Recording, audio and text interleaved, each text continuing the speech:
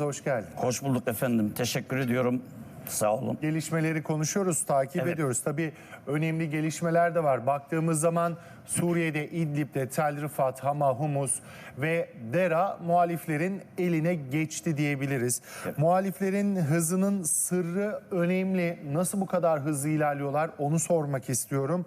Esad güçleri muhaliflere direnemiyor mu? Direnmiyor mu soruları da akla geliyor. Yani sanki hiçbir direnişi olmadan ilerliyorlar gibi. Harita üzerinden de bakalım. Evet. Harita üzerinden baktığımızda şu mavi taralı alan, geride kalan günlerde bu noktayı 27 Kasım'dan itibaren muhaliflerin ilerleyişi ve Suriye rejiminden ele geçirdiği noktalar olduğunu söyleyelim. Bunlar önemli, çok hızlı ilerlendi. Ne kadar ilerlendiğine de bakalım birlikte. Humus'tan Şam'a sonraki adım ne olacak aslında onu da konuşuyoruz. Humus'tan Şam'a M5 yani M5 karayolu üzerinden yaklaşık uzunluğu da arkadaşlarımız grafikle göstermişler. 160 kilometre yaklaşık uzunluğu. Ne olacak ilerleyen günlerde? Önemli konu bu. Rejim güçleri ilerliyor. Nasıl ilerliyor? Suriye rejimi direnemiyor mu yoksa direnmiyor mu? Buyurun. Harita üzerinde tabii, lütfen, müsaade harita ederseniz şöyle geleyim harita görünsün diye. Peki o da olur. Evet. Efendim 2011 yılında Mart ayında hareket veya oradaki devrim dediğimiz Daraa şehrinde başladı. Bu arada Daraa iki tane, bir Daraa var bir de Dariye var. Bazı yorumcular maalesef Daraa ile Dariye'yi karıştırıyorlar. Daraa İsrail'le, Ürdün'le sınır olan bir şehir. Devrimin ilk başladığı şehirlerden birisidir. Dariye Şam'ın kırsalında en büyük yerleşim merkezlerinden birisi. Hala şu anda yani rejimin elinde. Onun için mümkünse karışmasın. Daraa ve Dariye birbirlerine benzer. Oldunuz. Evet, bunlar şu anda muhalefetin eline düşen şehir Daraa şehridir. Dariye değil. Dariye Şam'ın kırsalında. Evet, bir. Evet. İkincisi, Dara'da başlayınca Şam'a yayıldı. Şam'dan sonra bilindiği gibi Humus'tan Hama ve Halep. Halep'te büyük bir çatışmalar ortaya çıktı ve Esad şöyle bir açıklama yaptı. Halep'i kontrol altına aldıktan sonra Halep'i kim alırsa zafer onundur ve o kalıcı diğerleri gidecek. Geçmiş dönemden bahsediyor. Şimdi bunları 2011 evet buradaki devrimi yöneten ve devrime katılan yani silahlı mücadeleyi verenlerin Dara'dan, Şam'dan, Humus'tan, Hama'dan, Halep'ten İran girdikten sonra ve Rusya girdikten sonra bunları yeşil otobüslerle topladılar. Yani oradaki şeyle uğraşanlar diyelim, devrimde mücadele verenler, rejime karşı bunları otobüslerle topladılar ve günümüzün şartlarına göre İdlib şehrine getirdiler. Ne hikmetse bu insanlar tabii ki en son 2018'di. O 2018'e kadar anlaşmalar işte Esitane ve Suşi anlaşmaları gereği bu insanları yani devrimi yapan insanların silahlı mücadeleyi verenlerin ve diğer muhalefetle sözlü de olsalar hepsini nereye topladılar? İdlib'e. Tabii ki İdlib'de bunlar yerlerinde duramadılar. Alanı da oluşturuldu Astana süreciyle birlikte. Ve buradan tekrar bunlar yeşil otobüslerle gelmişken şimdi kendileri tekrar İdlib'den geldikleri güzergahı yavaş yavaş kontrol ederek Serakip, Hama, Humus, Şam'a kadar neredeyse varmak üzereler. Bir de Dera şehrinden de orada ilk başladığı günden itibaren gidenler ki oradan da yeniden bir hareket başladı ve bunlar şimdi Şam'da olduğu gibi daha önce buluştukları gibi tekrar buluşmaya çalışıyorlar. Bu ne demektir? Önemli olan bu ne demektir? Şimdi demek ki Şam... Yani buradaki amaç şöyle bir soru akıllara geliyor. Buradaki amaç Şam'ı ele geçirmek mi yoksa Şam'a giderek rejimin değişmesini sağlamak mı? Efendim ne Şam'a gitmek ne Şam'ı ele geçirmek. gaye, tabii kendi şahsi kanaatimi söylüyorum. Esad gitti gidecek. Belki de Rejimi değiştirmek. aynen rejimin değişmesi. Hatta daha ileri gideyim sizlerle. Tarihi bir konudan bahsedelim. Efendim Fransızlar 1947 yılından çıktıktan sonra bölünmüş bir Suriye bıraktılar. Yani Şam bölgesi ayrı bir devlet. Sahil Laskiye devleti ayrı bir devlet. Sahil şeridi pardon. İç Halep ve civarı ayrı bir devlet ve Doğu, Fırat'ın doğusu ayrı bir devlet. Maalesef açık ve net söylüyorum. Aslında tek bir devlet ama içerisinde bölünmüş olarak Bölünmüştü. söylüyorsun. Dolayısıyla 1955'te, tekrar ediyorum 1955'te bu bölünmüş bölgelerin başkanları bir araya geldiler ve Birleşmiş Suriye'yi meydana getirdiler tekrar. Şimdi ne yazık ki plan önümüzdeki günlerde tekrar 1955'e dönüş. Yani merkezi bir devlete gidecek ve Suriye'yi 4-5 bölgeye bölmek için bir uğraş içindeler. Yani eyalet mantığıyla. Evet efendim, merkezi yönetime geçiş olacak. Zaten yarın özellikle bunun açıklanma ihtimali var. İhtimali diyorum çünkü henüz daha İngiltere ve İngiltere ağırlığını koymadı. Neden koymadı diyorum? Çünkü hala gizliden bu işlerin başını götüren İngiltere'dir efendim. Yani bu tekrar muhaliflerin bir araya gelerek ilerleyişini Evet, İngiltere mi organize ediyor? Evet efendim, İngiltere organize ediyor. Tabii tek başına değil, yanında Amerika var. Fransa'nın daha önce de söylediğim gibi yıllar öncesinde bu bölgenin Sykes-Picot anlaşmalarına göre bu bölgenin Fransa'ya düşmüştür. Fransa da burada Lübnan'da ve Suriye'de aktif rol oynadı. Ama bildiğiniz gibi Hizbullah'ın kaybetmesiyle birlikte, Suriye'deki rejimin de şu anda kaybetmesiyle birlikte Fransız ekolü sadece Orta Doğu'da değil Afrika'da ve dünyada bitti bitecek. Dolayısıyla İngiliz aklı ortaya çıktı ve İngiliz şimdi aktif bir şekilde yeniden bir dünya düzenini kurmak için bir uğraş içinde efendim. Onu da söyleyelim. Dolayısıyla Şam'da değişim şart. Değişim derken yani zaten Esed'in kalıp kalmaması fazla bir şey ifade etmeyecek.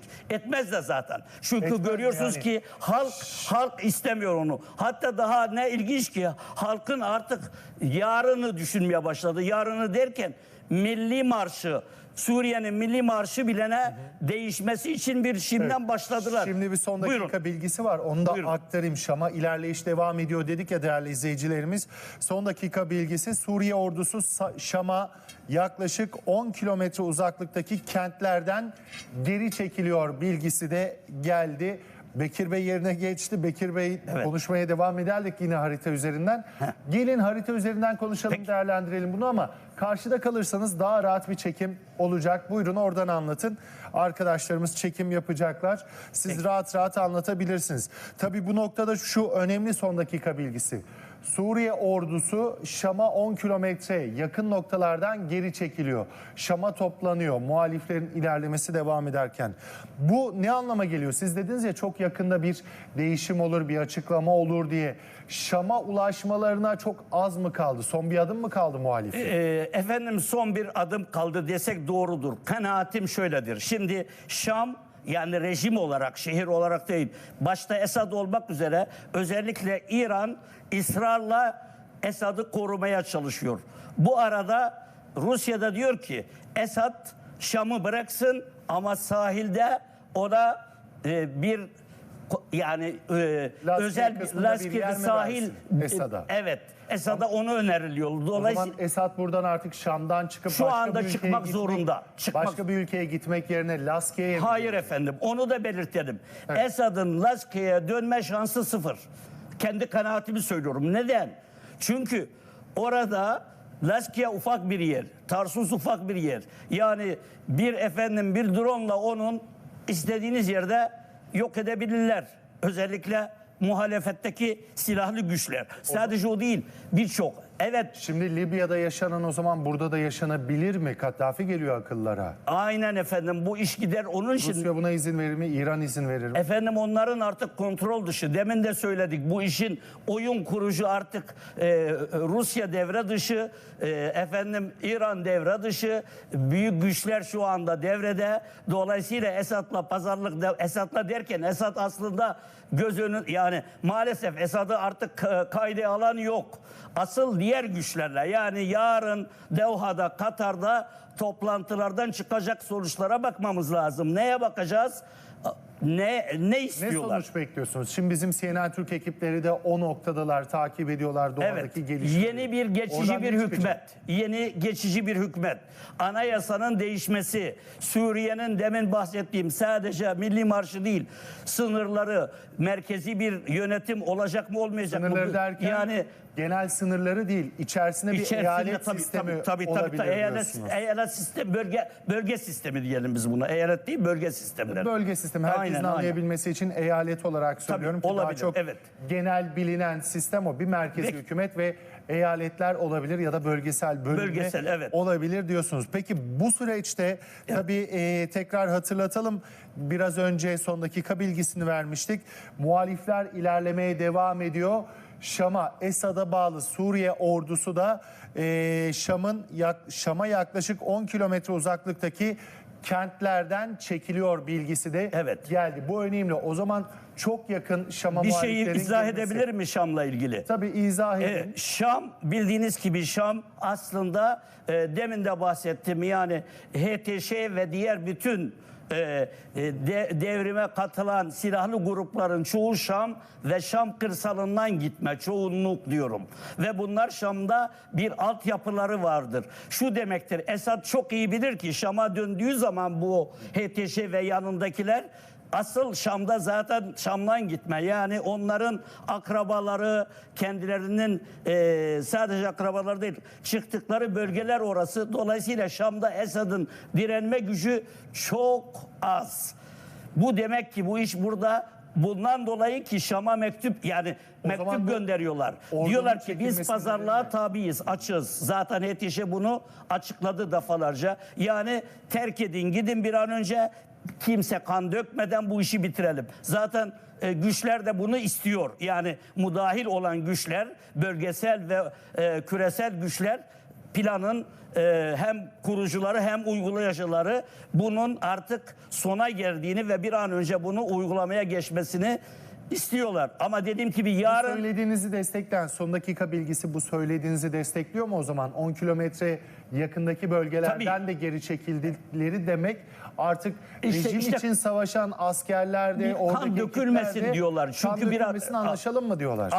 Aynen. Çatışmaların olduğu yerleri de görmüştük ama şimdi çok yakın mı? Bu nasıl oldu? Şunu da sorayım size. Buyurun. Neden 27 Kasım'da böyle bir süreç başladı? Yıllardır 2011'den bu yana gidiyordu da 27 Kasım'da hadi biz artık hazırız. Artık hükümeti, yani şu anki rejim olan Esad hükümetini devirelim mi dediler. Şimdi efendim daha öncesinde niye diyemediler? Çok güzel. Bizim rahmetli Erbakan'ın güzel bir sözü vardı yıllar öncesinde. Hükümetlerde böyle destek verirdi. Dışarıdan destekliyoruz derdi ve arada bir de derdi ki şey verelim. Yani gen sorusu. Bu gen sorusunu verince derdi ki hayır, bu şimdi olmaz, daha sonra. Neden derlerdi? Çünkü kadayıfın altı daha kızarmadı derdi.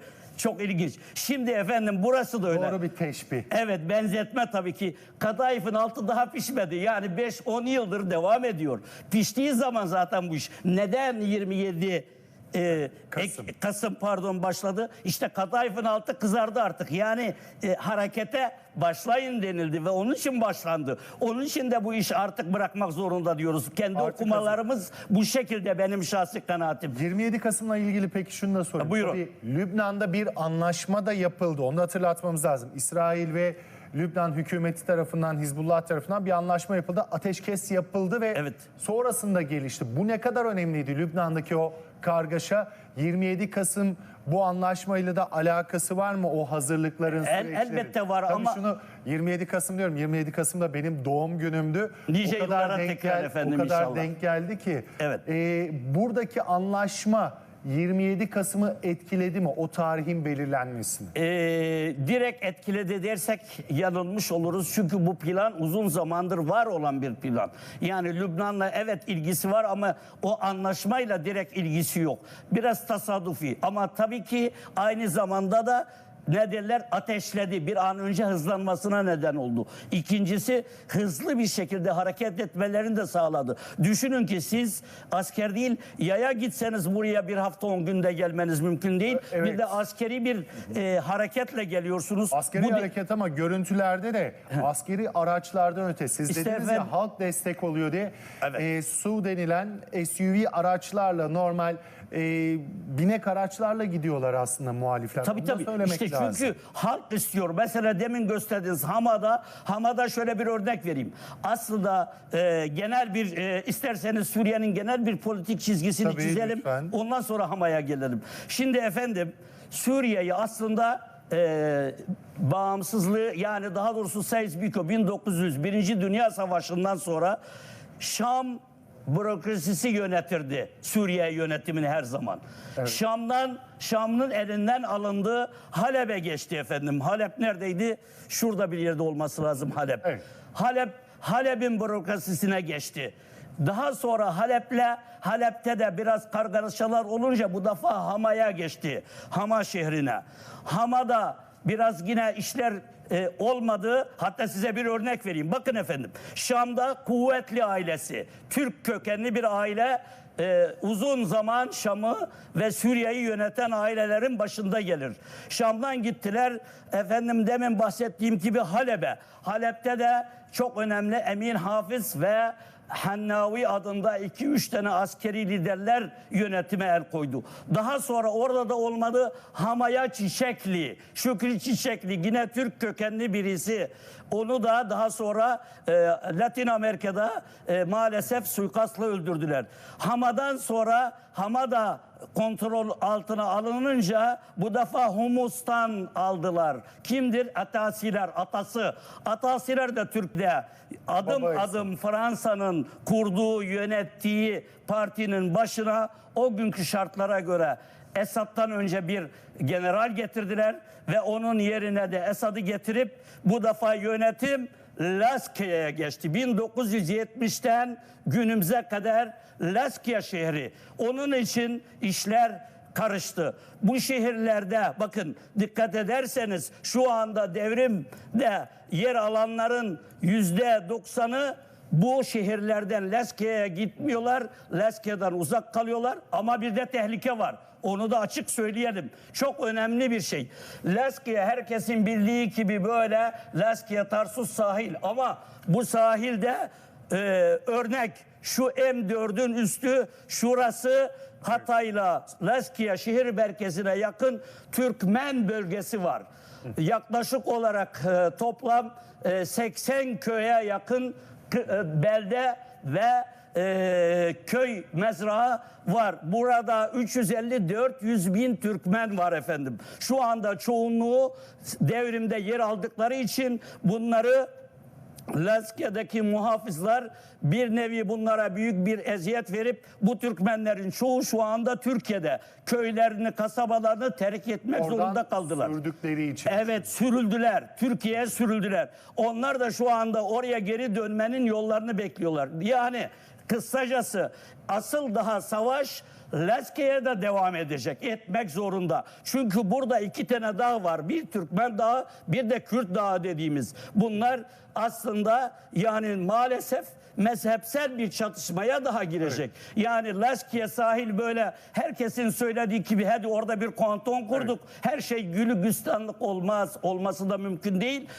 Çünkü evet, buradaki karışıklık aslında Allah korusun ileriye dönüp bir patlama noktası, bomba gibi patlayacak. Daha yani Suriye böyle rejim değişti, evet, her şey bitti, yok.